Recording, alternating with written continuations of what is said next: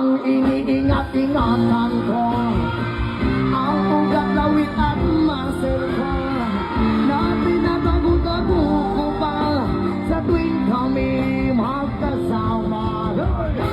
Ako'y nananalangin na sana'y manawarin, huwag sanang mabugin ng atali kong akin ng ubod ng itim.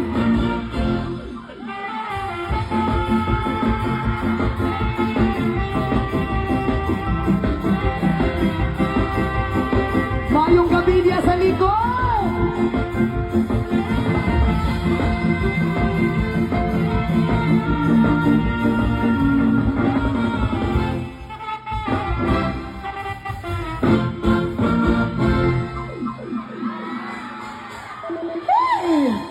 Ang iniingat-ingatan ko, ang ugat, lawit at muscle ko, na tinatago-tago ko pa sa tuwing kami magkasama.